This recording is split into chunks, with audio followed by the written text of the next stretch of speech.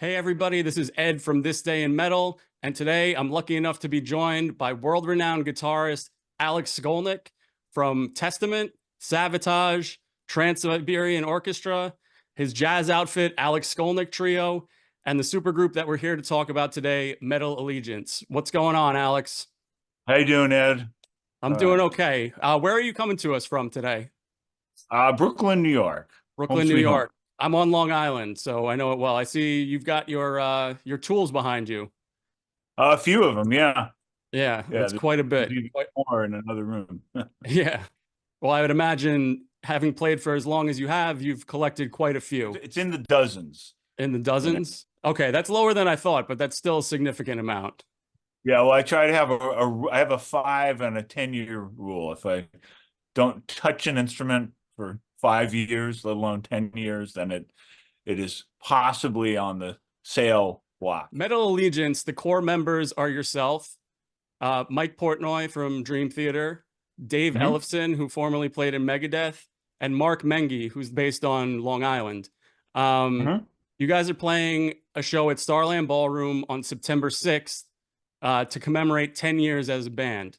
So looking back on 10 years ago, how did you start playing with these guys, and who came up with the idea to kind of form this type of band? Well, the formation came from Mark Mengi, who, in addition to being a musician, is also deep into the industry side, especially in terms of musical gear.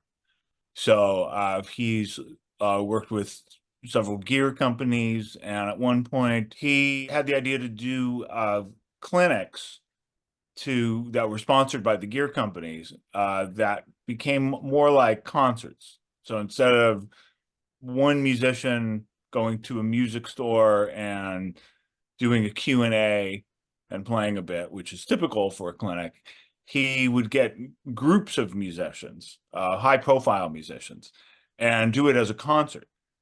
And he called this series the Metal Masters series.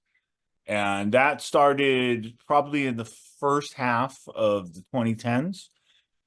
So by 2014, Mike Portnoy was a regular on these things, and I guess Ellefson as well.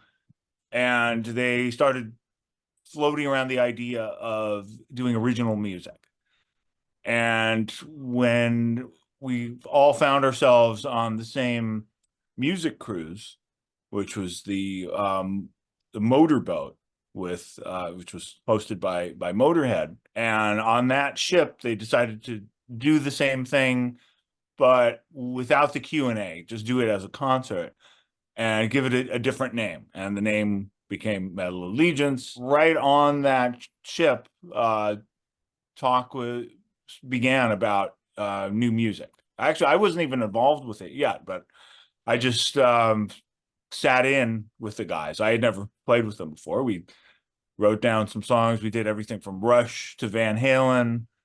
I had just given a workshop about Van Halen, totally unrelated, in New York as part of this music education series. So I was actually brushed up on my Van Halen. That went over really well, and we just hit it off. The music sounded good, and I think within 24 to 48 hours after this cruise, we were all on the phone together, and they were recruiting me to be part of this writing team for this new project, and having original music as well as and being an all-star cover band, just doing an album with like as many of our friends that we could get. So here it is, 10 years later. We've done 2 records in that time. There's talk about a third, but the albums are a big undertaking. That first one had over a couple dozen musicians,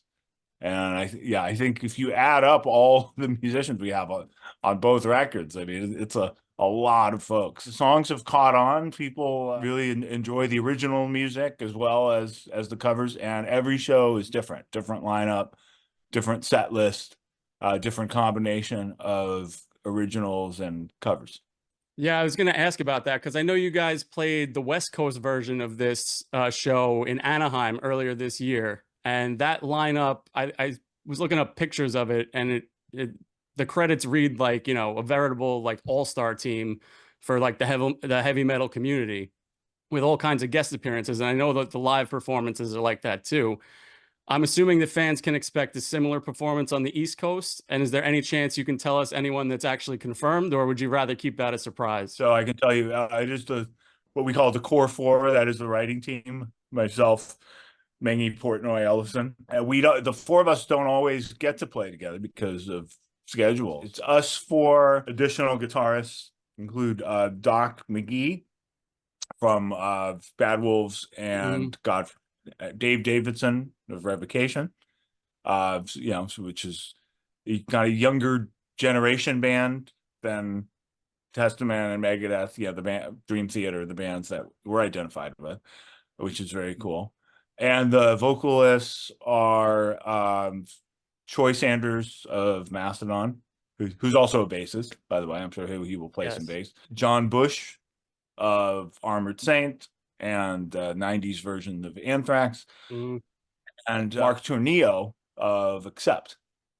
Okay. That's awesome. That's a killer lineup. I was curious because I feel like a lot of the guys that you've played with in the past with Metal Allegiance have been kind of from that Bay Area thrash scene that you personally came up in.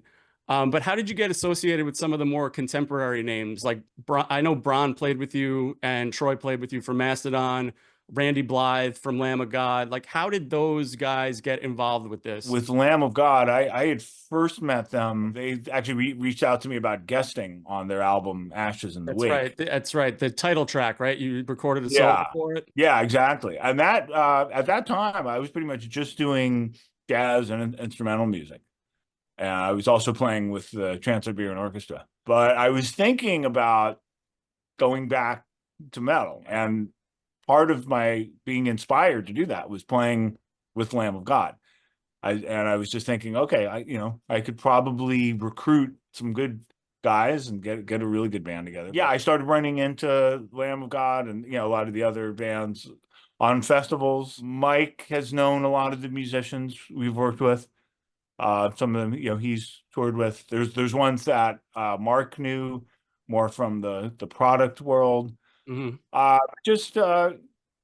music scene's not that big. It's kind of interesting. Like a lot of us already know each other. So. There has to be an allure to playing with those guys, though. I mean, between Ellefson, Portnoy, and yourself, like you guys are pretty old school, and it's got to be a cool thing for anyone. They probably came up listening to your music. Yeah, no, absolutely. Yeah, I mean, guys like Dave and Revocation. Yeah, sure. And Doc. Those guys, sure, guys who grew up in the 90s, they certainly knew our stuff. Some of the later ones, like Revocation, Black Dahlia Murder, and so forth.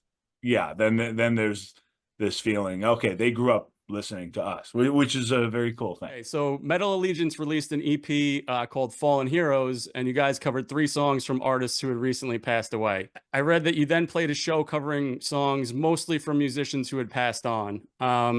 Which songs, if any, did you contribute to that album and set list? And what do those artists and songs mean to you personally? At that show, the Fallen Hero show, I know we did all the songs that were on the EP. And I'm trying to remember. I know we did a Prince thing. I think it might have been Let's Go Crazy.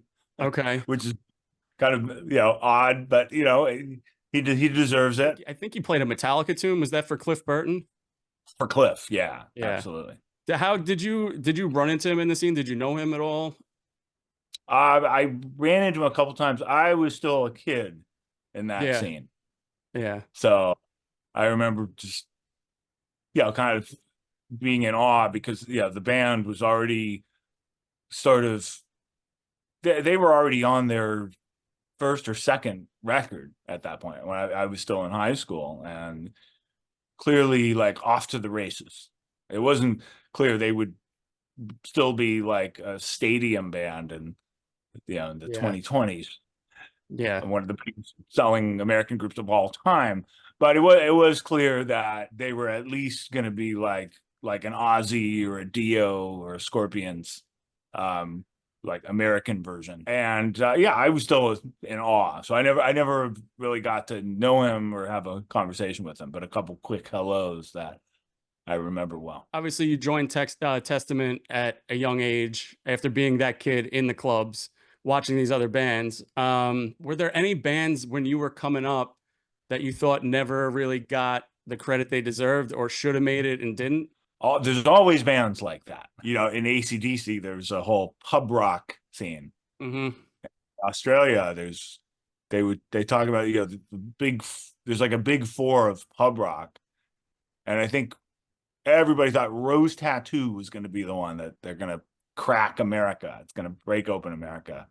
You know, at AC/DC, it's too wild, it's too Australian, or whatever. And they were like in shock. AC/DC was the one that did what they thought would happen, Rose Tattoo. So That's kind of crazy.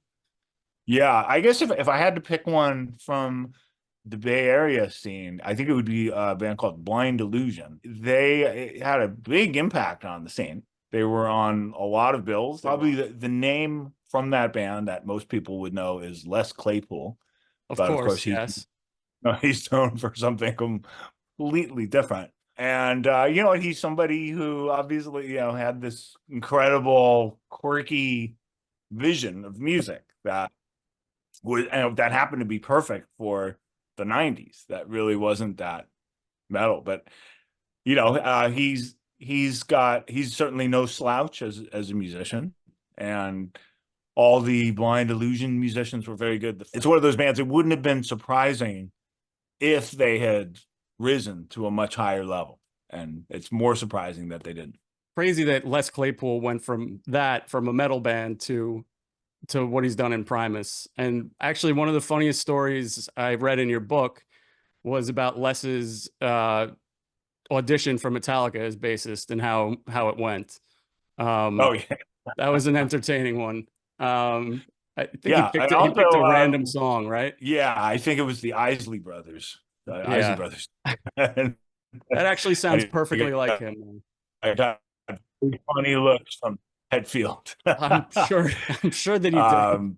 Yeah, and also you know, Larry from Primus also comes from a metal band. And he came from one of the first extreme metal bands, which was Possessed. Yes. So it's kind of amazing that, you know, these metal bands would lead to the band that would become Primus. But that's, you know, that's music, huh? Yeah, you can't predict anything. So you said that you joined Testament at an early age and you left after 5 albums. You continued to contribute more musically and lyrically each album up until The Ritual in 1992. You mentioned that you rejoined the band years later. I know you mentioned that you left the band initially because, you know, it was hectic. It was a clashing of egos, and, you know, it seemed to me, after reading what you said about it, is that you were continuing to like grow and expand musically, and that it seemed like everyone else was kind of stagnant. What changed that you were open to the idea of rejoining the band in the 2000s? Okay, well, yeah, I probably wouldn't put it that way. Okay. But, you know, the metal scene, it was very insular, and there were not a lot of references outside of metal. Yeah, it's a little different now. I know plenty of people in metal bands, and I can bring up you know, songs by artists that have nothing to do with that. I can talk about Zappa, I can talk about Motown, you know, I can talk about, you know, Blue Note, the classic Blue Note record, a period of jazz records. But at that time, yeah, you were kind of on the verge of being excommunicated if you so much had any interest outside of metal. It was very strange. I mean, it was also kind of I guess, a youth thing as well. And people outgrow that. I think I probably would have left anyway, just because I realized I needed space to develop as a musician. I think it would have been a little less contentious if things were a little more functional. But at the time, They weren't. Now it's very different now. Everybody's the older version of Testament. It's almost like a different band. I don't think these guys today could deal with the guys that they were back then. And I'm sure I wasn't that easy to deal with either in different ways. It's just being young. But I would say that when I came back, well, it was very clear that I would be able to do it and keep my instrumental side. And I made that very clear. Like, I'm going to do other projects. I'm going to continue doing instrumental music. I want to continue improving, working with artists that I might be completely removed from the metal scene, and it's fine. I think it became more acceptable to do that. And then another thing that changed is, and this is with all due respect to our original drummer, Louis Clementi, who is one of my favorite people in the band, somebody I almost never had a conflict with, and he's still a good friend of the band, but he wasn't a drummer's drummer. If you look at the metal bands from the late 80s, prominent heavy bands, you had Charlie Benante. Charlie's a drummer's drummer. You had Dave Lombardo. Dave is a drummer's drummer. Yes. You might not put Lars in a drum off with those guys, but I'm a big Lars defender. Okay. Lars's parts are so creative. Like he gets a bad rap. He gets a bad rap, I think, unfairly. He does, and it's just like there's a new appreciation of Ringo since this that Peter Jackson documentary came out, and you could just see how Ringo just puts his stamp on the music and really makes it what it is. And no, at that time you would not have put him next to a bombastic drummer like Keith Moon or Ginger Baker, right? You had these wild drummers. He was not that, but he more than made up for it with other qualities, and the same's true from Lars. So all those bands anyway had this very strong drum component, and with total respect and love for our guy Louis, he wasn't somebody drummers listened to play drums. When he left the band a short time after I did, he put the drums away. He wasn't the type that, okay, he's gonna play, he's gonna go find another band. That was it. By the time I come back to Testament, I rejoin, at least on a trial basis at first.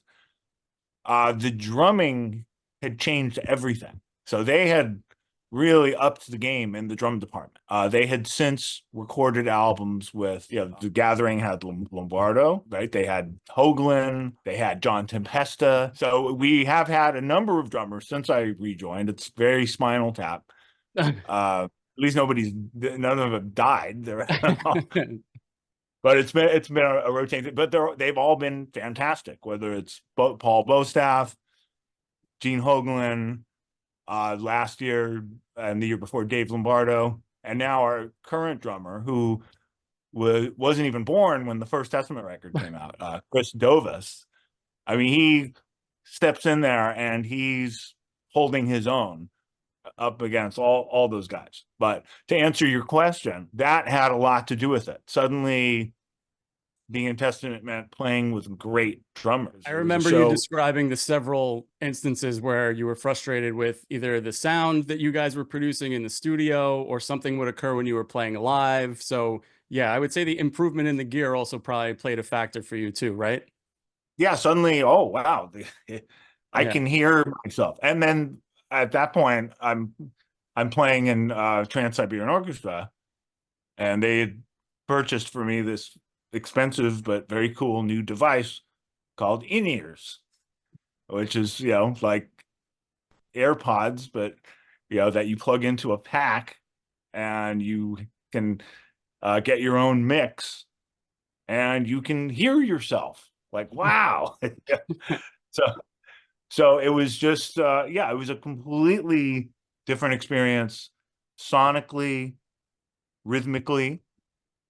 And I think, we learned from the earlier days. There were still some things that needed to be worked out over the next few years. And so, but yeah, it came together. And in your book, you've written about different moments in your life that kind of like gave you pause or like had you ponder ideas like fate, destiny.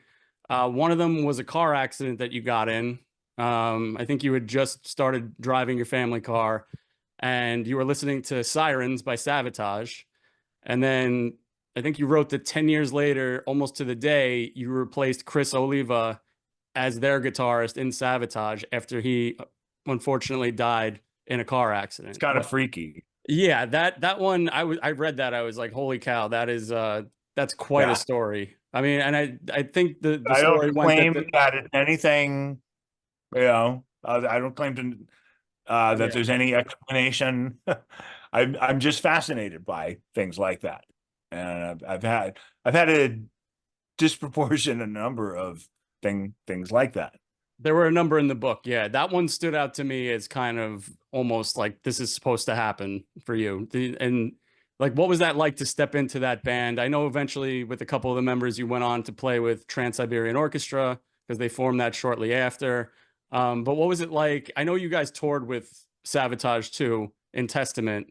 So you kind of knew Criss. Like, what was it like stepping into that situation? Yeah, it was very sad, because it was under the shadow of this tragic event. And it was only later that I sort of had this memory, and I'd been haunted by Savatage, playing after this car crash that I went through, which luckily wasn't nobody was injured other than the car. But I mean, it's just very strange to think about. And it was a strange time period because it was almost right after I had left Testament. It was like within a year or two, not even 2 years. And I wasn't ready to get into another marriage, is basically told them, that I'd just gotten out of this, what today we would call a toxic environment. Testament at that point had imploded. And I was, kind of exploring different paths of music. And I just thought I probably wasn't the right guy. And I didn't think I knew it would probably not work long term. But, Jon Oliva persuaded me, he was Criss's brother and the co-founder of the band. I can't think of anybody else that my brother would want to have play on this record. I know he would have appreciated having you come in, and so I couldn't say no. And actually, I appreciated the experience too. I decided to say, okay, let's see what this is like, working in a different situation. Now that situation had its own quirks. It was very different than Testament, where it was with Savatage, especially at that time, the production team was very much a part of the band. Jon had actually taken a step back. He had stepped aside and been just part of the production team. I don't think he was on the previous record. Right? He wasn't. He used to be the band's lead singer. Yes, in the 80s. Yeah. So, but at this point, he's not the lead singer. The lead singer's name is Zach Stevens. It's basically Jon and Paul O'Neill, my friend, may he rest in peace. And Paul O'Neill's hero was Jim Steinman, was the producer of and songwriter for Meatloaf, Bonnie Tyler. So big time productions. That kind of explains the rock opera feel of some of the albums. Yeah, exactly. And Bow to Hell by Meatloaf, right? It says on the cover, songs by Jim Steinman. Paul, I think, kind of saw himself as somebody like that, sort of like this mysterious figure. He's not on stage with the band, but the man behind the curtain. Yeah, exactly. It was really interesting because they weren't sure who was going to be in the band, and they were having some issues with some of the original members, and I remember being instructed by the press to tell the press that, this is the drummer, but then it ends up being a different drummer. Yeah, it was odd. So that had its own quirks to it. Sounds very interesting. Yeah. Yeah, and then I'll just fast forward. The reason I didn't stick around was because Paul and Jon, they got inspired to do the next record, but they wrote the whole thing, and basically I would just be a soloist on it. Okay. And I, with Testament, sure, we'd had some creative tensions, but that's part of what made the music interesting.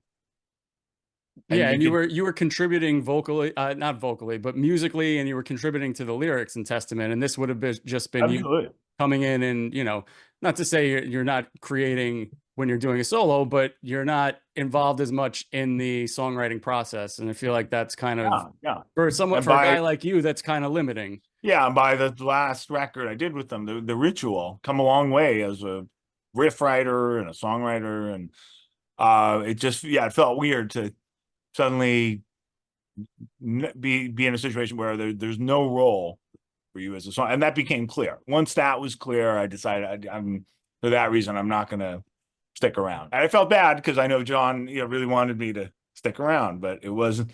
It just wasn't the right creative situation. But fast forward a few years, they have this surprise hit, which is their version of Carol of the Bells, mm-hmm. and it's credit to Paul O'Neill. He writes this whole new record around that. It's basically a Savatage record, but with Broadway singers and classical musicians and strings and a narrator and this whole Charles Dickens element, mm-hmm. and that becomes Trans-Siberian Orchestra. And brilliant. The next thing you know, they want to tour with that. Apparently, they were auditioning guitar players, but and I was so out of the loop at that point. I had gone back to school. I'd gotten my university degree. I was in this whole other place. But David, was such a fan of my playing, apparently, on that album, Handful of Rain. He insisted they track me down. And by this time, we have email and the internet is happening. So somebody in his office finds out I'm in New York. I get this call from David Krebs' office, and they bring me in and they fill me in. That's when I find out, okay, since I did that Savatage record, they've had this hit. It's become this whole thing. It actually worked out really well because touring with Trans-Siberian Orchestra, it was like it started out as like a 3-week commitment. It was just during the holidays. Of course, we blew up. We became an arena act by 2006. We're selling out Madison Square Garden and having special guests like Roger Daltrey and Steven Tyler. And by the end of the 2000s, we're one of the top grossing concerts of the year. But it became this big commitment because we're talking, at that point it was like more than 2 months with rehearsals. And that's when I decided to leave. I just wanted to do the Seinfeld thing, leave the party while it's still going on. Leave on the high note, George Costanza. Yeah, exactly. And right around that time, my trio got an offer to tour with Rodrigo y Gabriela. So I got to do my instrumental music at a high level. Testament got a new record deal and was getting offers to play with Slayer and Megadeth. And suddenly Testament was, when I rejoined Testament, it was clubs. It was like Lindy's on the West Coast, Birch Hill on the East Coast. Now, suddenly, we get an offer to tour with Heaven and Hell, Judas Priest, and Motorhead in 2008, playing Jones Beach. And places like that, Yeah. and then tour with Megadeth and Slayer, the American Carnage tour, Hmm. and then it just went up from there. So. How has implementing what you've learned by studying jazz into your metal playing, how has it influenced your style and what you've been producing for those, for like solos or otherwise? Oh, well, it's given me a much bigger well to draw upon. My vocabulary is like no comparison to what it was. Metal playing is challenging. Even songs we've played for a long time, when we have to get in shape for a tour, having the skills and the experience of playing with jazz and playing with jazz players proves the listening skills. So my listening skills are much stronger. I work a lot fast. I'm trying to develop a riff. I have a lot more references, and I have all these shapes I've worked with that I can try out. I visualize things better. Whereas, the early Testament music, it took a lot longer to come up with. And the musical ideas, they came occasionally, but they happen a lot more often. Jazz guitar is all about improvisation. So I'm improvising constantly. And instead of just, waiting for a riff idea to come, I can just sit and improvise. Yeah, when you're, I'd say when you're trying, I've done it when I've tried to write, when you're trying to just sit there and come up with, you're like, I need to come up with something right now, rather than just going with whatever you got, which is more of, a jazz approach to it, just writing everything stream of conscious kind of thing.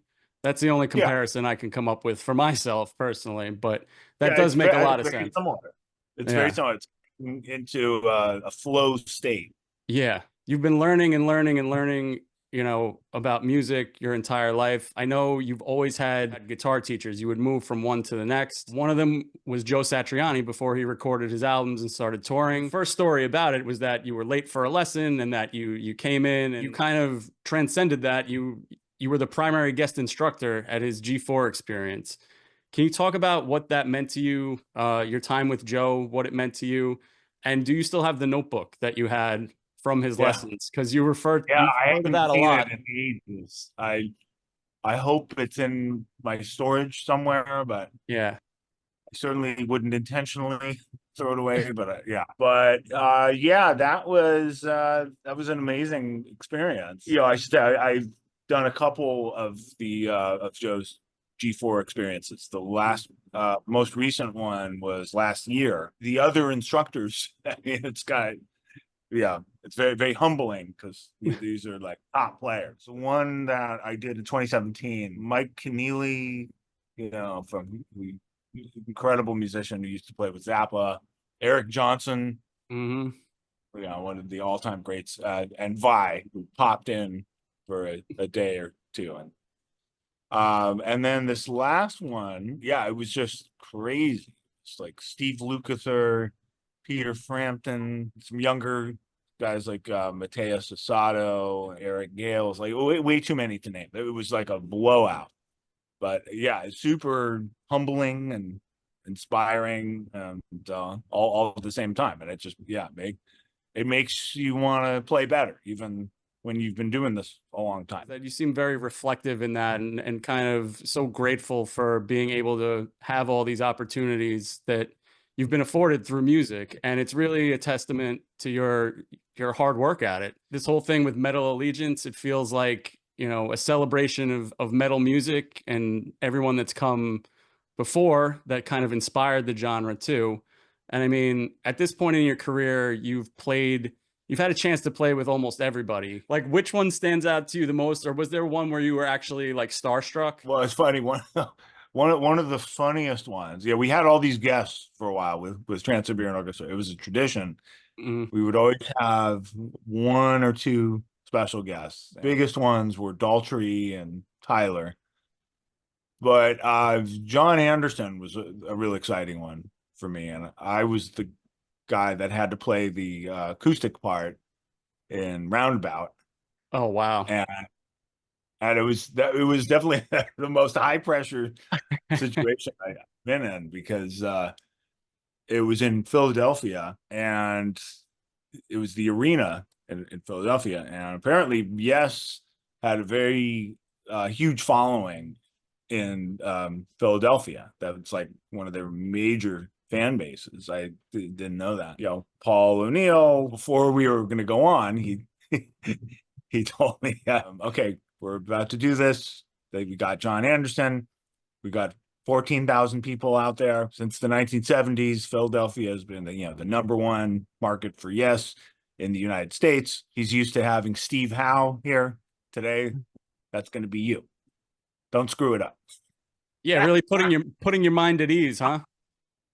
Yeah. It went great. Somewhere it's got to be on YouTube, or I'm sure there's somebody must have. Oh, everything's on YouTube. It's definitely on there. It was a big breakthrough for me in a way too, because I couldn't afford to be nervous in that situation. So I just went into the zone as if I'm, in the rehearsal room practicing. And I just really sort of fine-tuned that frame of mind. I'm here.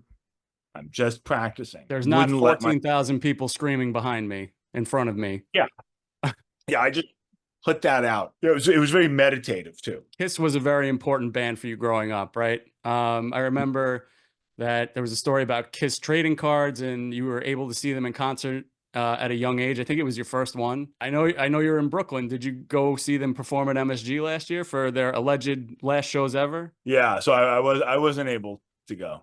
That's unfortunate. I did see them in the 2000s, and I kind of preferred to just remember them from, when I was way 10. Back.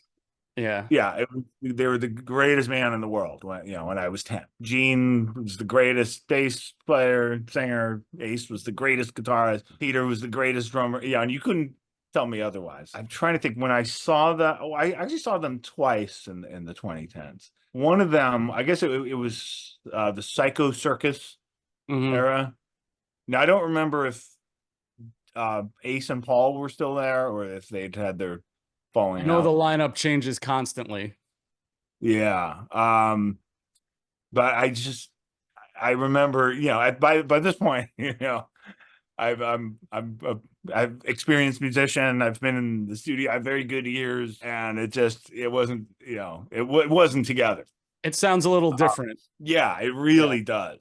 And it kind of bursted the bubble a little bit. I did see them again later, and I think that was with the other guys, Eric Singer and Tommy, and in that case, I missed Ace and Peter. I wanted the original guys, although I had to admit it's much tighter. These guys are nailing it. But there's also something about the nostalgia of it too. Seeing the original guys, and I get what you're saying, but it's kind of one or the other. You're getting either the nostalgia effect or the musical effect, like having the band sound tighter versus the nostalgia of when you're 10 and you're looking up and you're like, oh my god, these guys are the coolest. Exactly. Yeah. And what I heard from people who went, there was some disappointment because apparently they didn't even acknowledge Ace and Peter, and then they finished it up with this sort of advertisement for their future Avatar version of Kiss. Yes, that is correct. I was there, and it did occur. Okay, so which I'm interested to see how that's going to go, but so I didn't feel bad missing it, and I think there's it's few and far between the bands that can last that long and still pull it off. On all accounts, I didn't catch the Stones this time, but I heard the show was great. A couple of my friends went. They said it was well worth whatever they paid for it. It's worth it. They're keeping it worth it. Good for them. Deep Purple still sounds very good. Alice Cooper, you can see Alice Cooper this year or next year, and it doesn't matter if you missed him or weren't old enough like I was in the 70s. I wouldn't have been able to go, but he's just as great now. And there are groups like that, but unfortunately, with Kiss, if you were a diehard Kiss fan, it comes with all this baggage. Yeah. I'm sorry to bring up a sore subject then. I'm sorry about that. No, I prefer to just look back on my early Kiss fandom fondly. What's next for you in the coming years? What do you hope to achieve?